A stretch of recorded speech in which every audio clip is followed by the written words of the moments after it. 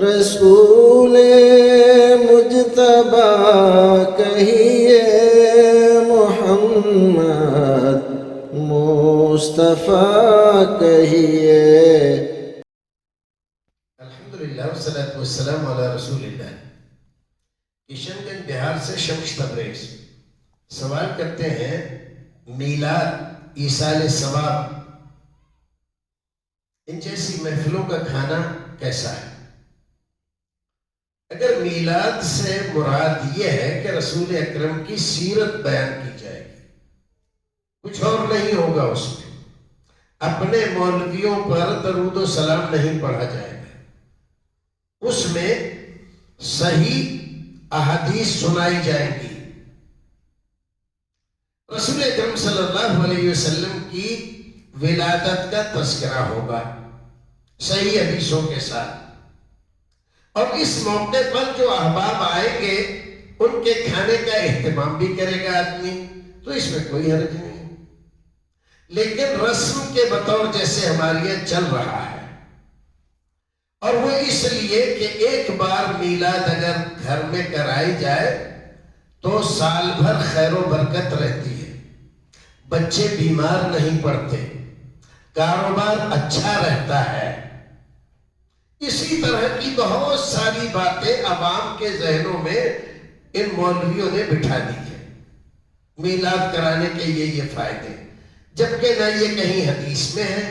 نہ کسی امام نے یہ فضیلتیں بتائی ہیں، اور نہ کسی فقہ کی کتاب میں، یہاں تک کہ فقہ حنفی کی کتاب میں بھی اس طرح کی فضیلتیں نہیں لکھی ہوئی۔ یہ ہندوستان کے مولویوں نے جو اسی طرح کی گھٹران کر کے لوگوں کا مال کھاتے رہتے ہیں، یا قلون اموال الناس بالباطل، باطل طریقوں سے لوگوں کا مال کھانے کے طریقے جو نکال رکھے ہیں، یہ وہ لوگ بیان کرتے ہیں، تو اس میں یہ بھی عقیدہ رکھتے ہیں کہ جب ہم سلام پڑھنے کے لیے کھڑے ہوتے ہیں تو کھڑا ہونا ضروری خیال کرتے ہیں، جو کھڑا نہ ہو اس کو سمجھتے ہیں کہ یہ گستاخ ہے، اس کے ساتھ یہ بھی سمجھتے ہیں کہ حضور کی سواری آ رہی ہے، سواری آتی ہے، تو یہ سب عقیدے غلط ہیں، نہ حضور صلی اللہ علیہ وسلم کی سواری آتی ہے، اور نہ درود پڑھنے کے لیے کھڑا ہونا ضروری ہے، اور نہ اس موقع پر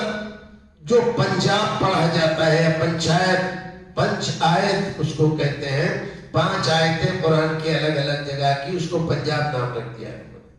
وہ پڑھی جاتی ہے، پھر اس کے بعد اس کا ثواب انبیاء کرام سے لے کر بزرگان دین، شہداء اعظام، ان تمام کو بڑی فیاضی سے بانٹتے ہیں یہ سب حضرات۔